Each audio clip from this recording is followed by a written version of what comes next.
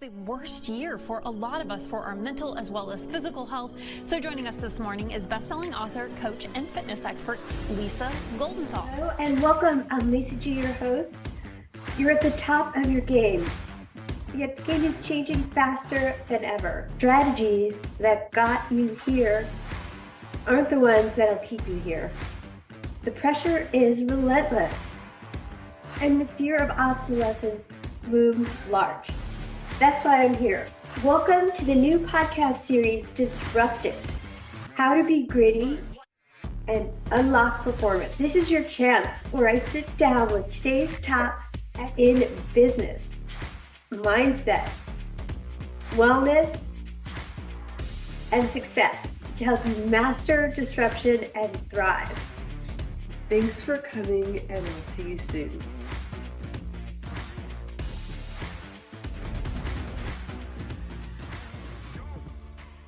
In the last 12 years, they've served as advisors to small and mid-sized businesses on some 300 plus board of director meetings in various industries and economic sectors.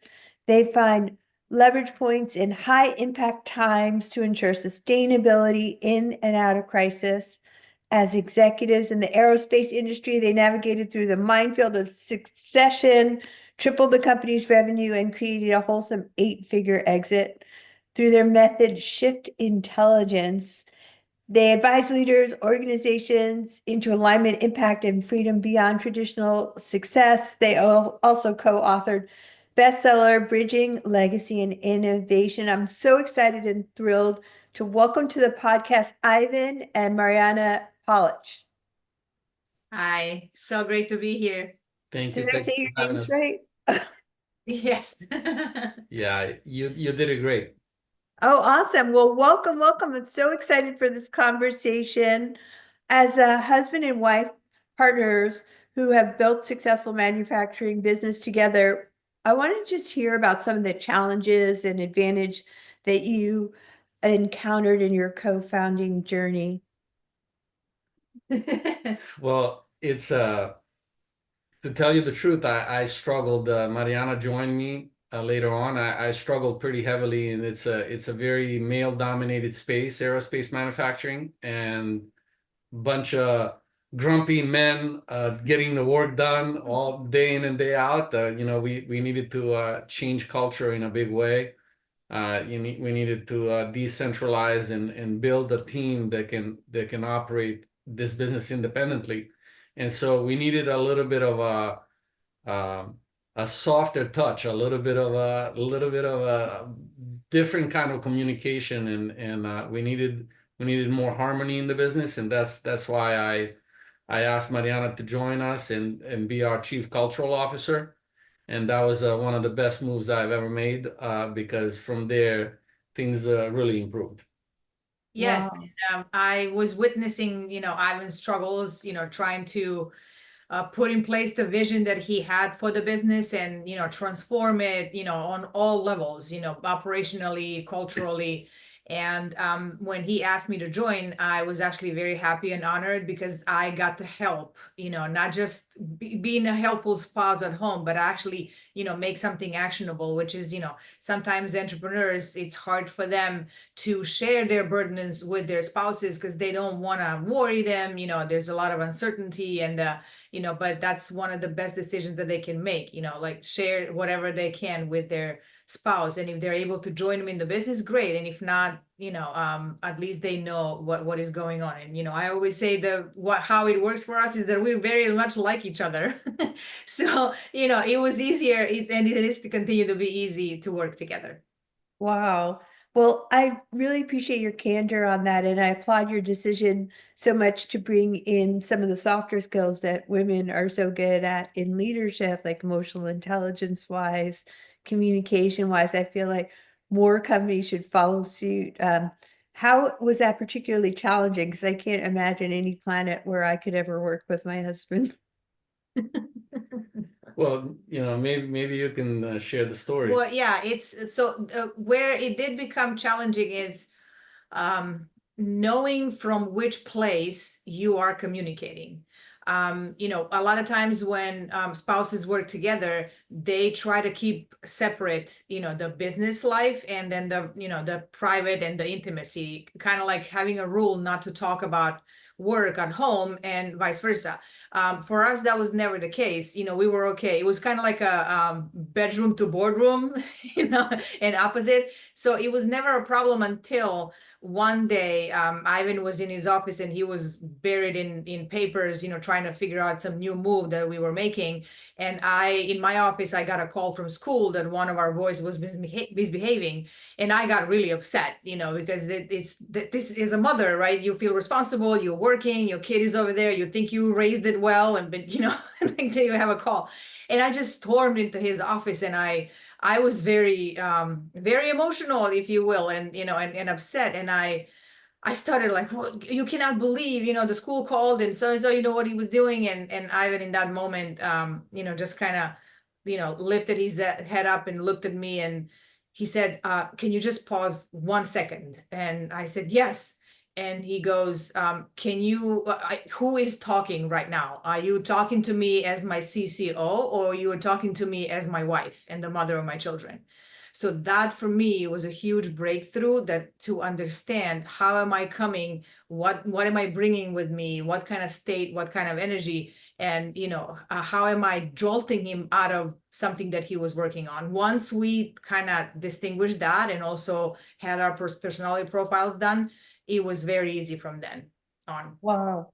Well, I appreciate your candor and sharing this truth because I know emotional reactions are common. We all have that. And sometimes you ask somebody to take a pause. It's such a great suggestion, you know, because sometimes all of the unconscious programming, it just causes this like fight, fear, especially in the last 5 years where you just don't know what kind of trauma we're experiencing. So I appreciate you're addressing the dynamics of the husband and wife working together. And I'd also like to jump into the importance of self-development, because to me it's such an important topic, because I feel like, yeah, our past programming from the first 5, 6 years of our lives can sometimes rule these crazy emotional reactions. Can you share an example of where your focus on mental, emotional, and spiritual growth impacted your business decisions and outcomes? Yeah, you know, personal development was always very important to us. I was a professional soccer player in my previous career, so throughout my soccer playing career, I always wanted to get to the higher and higher level, and I needed to develop personally. I needed to develop other skills besides on the field skills, you know, from confidence to awareness to communication with the team, and how do I best navigate all that. So from a younger age, I was always into it. I remember bringing Tony Robbins' book with me to Europe when I went to play in Europe, and that's where we met. Actually, Mariana was a sports TV reporter, and one time I gave an interview that was a standout interview because it's not my good looks that got me through to here. It was my interviewing skills. Yes. And so verbal. so that's a little bit of the background, but you know, Awaken the Giant Within was the book that I brought with me from Tony Robbins, and Mariana was reading it, even with her, you know, uh, Limited English at the time. limited English at the time, still Yeah. reading it and excited about it. And so eventually, when we got to the States and started running our business and all that, we got involved with Tony Robbins. We did all of his programs. We did a leadership track. We became senior leaders in the organization. Eventually, we both became trainers. It's a very difficult thing to be a part of, because you have to be voted in 100% from all the trainer body in order to become a trainer. So Wow. it's not something that you can get. It's something that you got to earn over a few years. So we both became trainers, and we traveled around supporting Tony's events and running the team in the large events. And that was a big journey on the personal development side. Then we did a huge deep dive on the business side of developing our skills with Keith Cunningham. We were on the board of directors program with Keith for 12 years, learning about all kinds of things, and seeing all kinds of problems in businesses from the inside out. And we got to see the inside look and what the business owners had to do, and we got to advise on many of those deals and problems. And finally, we did a bunch of healing work, actually, systemic family constellations, organizational constellations, and all of these things. We did a tremendous amount of work. It's been now 14 years since we've been doing that. And we found the more we were healing our own past childhood stuff and traumas and things, the better we were showing up. And the more we were healing, actually, the organizational development improved tremendously. So that's kind of the journey. Your podcast is the whole CEO. Yeah. Well, we really modeled that. We really not because we like, oh, we set out we're going to be the holistic leaders. No, we were actually doing it because we were not able to continue to grow. The business was stagnating because we weren't growing personally enough. We weren't really healing our stuff enough. And once we did more and more of that, the more and more business took off. So we can just say and testify from personal experience that the more you grow personally, the more your business will grow. And there's no way around that, because you are the linchpin of your business. You're making those decisions, and if you're not clear, and if you're not aware, and if you're not really on top of it, your business won't be able to grow as much. So don't look further than your own yard to keep improving yourself, because that will improve the entire business. Wow, that is so powerful. I am such a huge fan of Tony Robbins myself. I feel like your business is you. And what modalities in particular do you employ, and do you train your employees to also work on themselves so that they can be the kind of leaders that you can raise up to run your company? Well, we did everything basically with them. Everything that we went to, we read, we experienced, we brought it back in our company. Wow. We sent some of the leadership, core leadership team to Tony's UPW. We gave them kids' books. We even brought the family constellation modality facilitator to our company several times to do some simple exercises with them. And anything, we created a library actually at work, and which had like different, whether it's leadership skills, emotional skills, family, different things. And we always put emphasis on that however they develop themselves, that always stays for them. Nobody can take away from them anything that they learn and educate themselves and develop themselves as individuals, as leaders. They can even put that on the resume, went through this course, went through that course, because that, any employer would, like that and benefit from that. So we were not shy, at one point we even had we offered a financial class to them too. So we were not shy to bring back, anything that we could find that benefited us, because we wanted them to benefit as well, and their families by extension. Wow. Well, I really have interviewed quite a few people who believe that the personal development is an important part of business, as we all do. And the numbers back that up. Can you share some of the data of how working on yourself and sharing this kind of training to train other leaders has multiplied your actual net worth and your income and your profit? Yeah, well, at one point I was very, very much feeling the weight of the growth of the business, and feeling that, we are not going to be able to continue to grow unless we develop some more leaders that are capable of taking on some of this stuff that I was working on. Yeah. It was really key that we would grow some leaders from the within, as well as bring in some new leaders from the outside, and put them all together into a cohesive unit that can run this business. And at some point I was working 80 hours a week in our peak times, trying to get everything rolling and growing and all those things. and I realized that this is not sustainable. I have to turn over a new leaf here and build an organization that's independent of me completely. Mhm. And we set out to do that, and we were able to achieve that through all that personal development for them. We framed every new initiative based on what's in it for them, how they will grow, how better fathers and mothers they will be, how they're not going to be drained if we put in these new systems and new approaches and we work better as a team. They're going to go home energized, they're going to feel good, they're going to be better mothers and fathers, spouses, and all these things. And little by little, it was like a tide that rose all boats.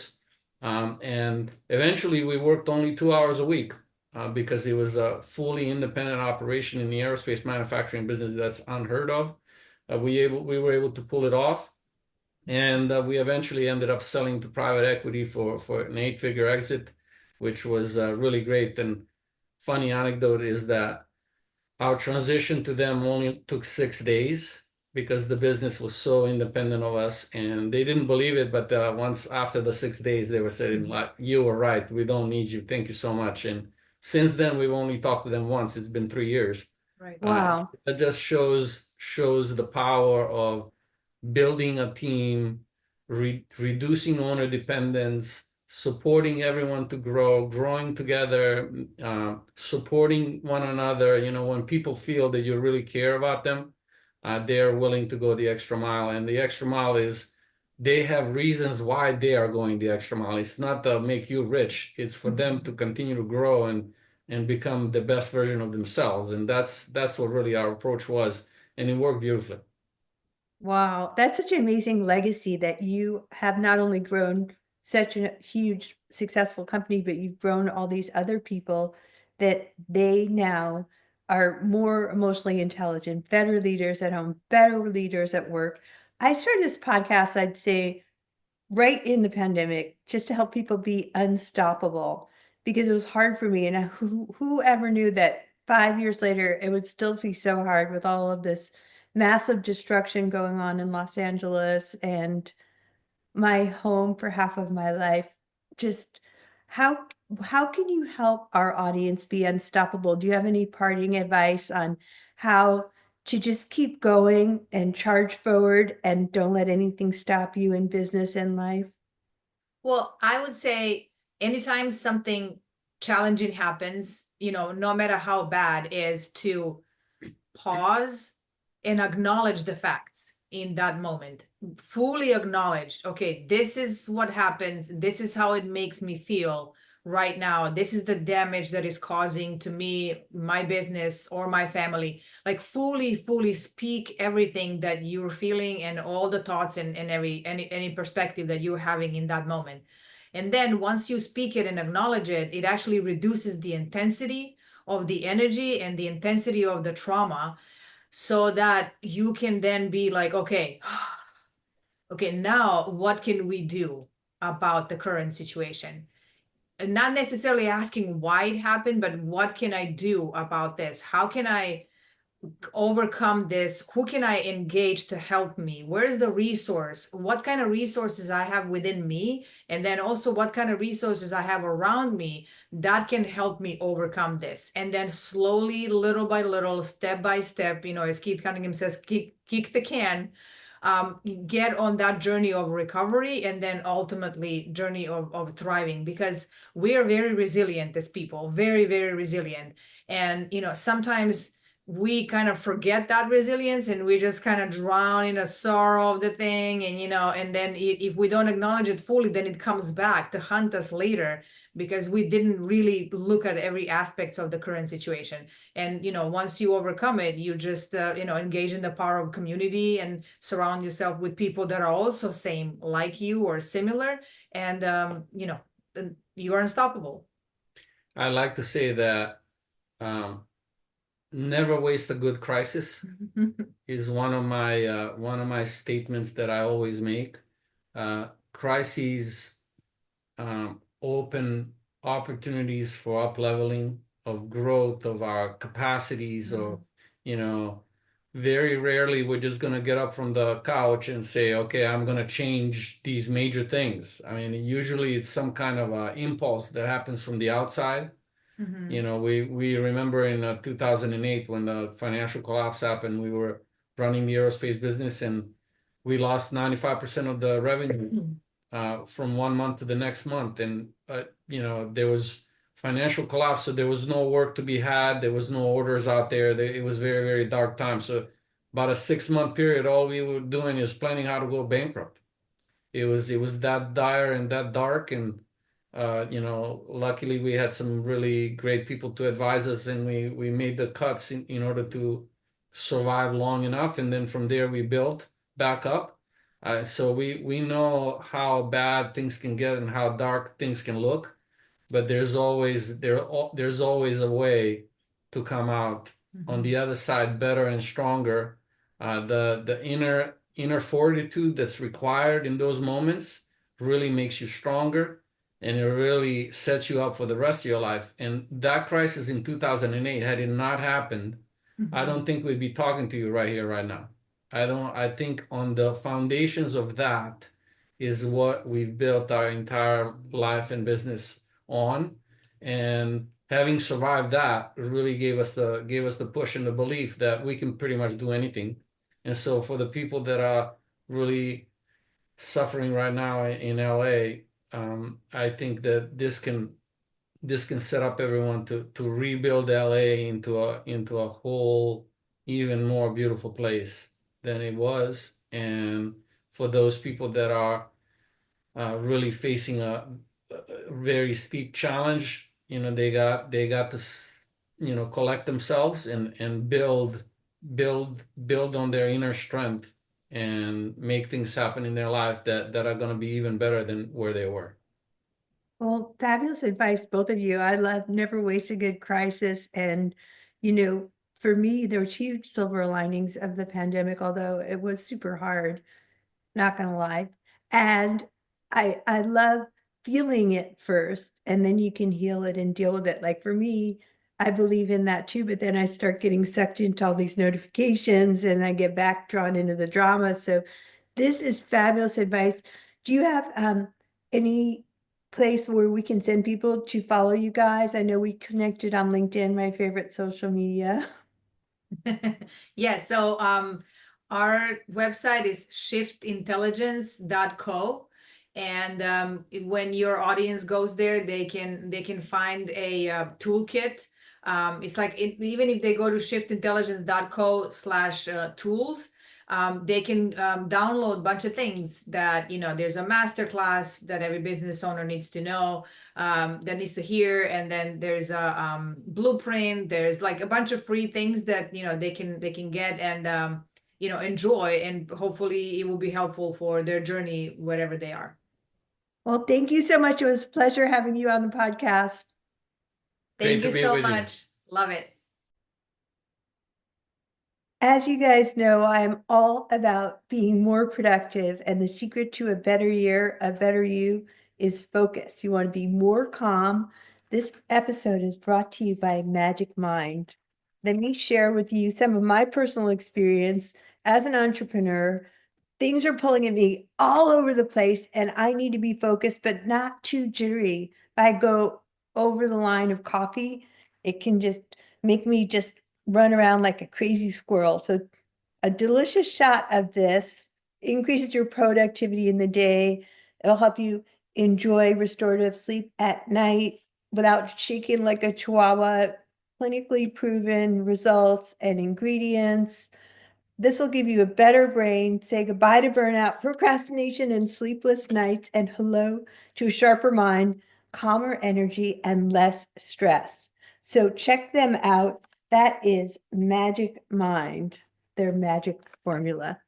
Get 45% off Magic Mind bundle with my link, magicmind.com/ all caps Lisa G Fit January, and let me know what you think. And thanks for coming.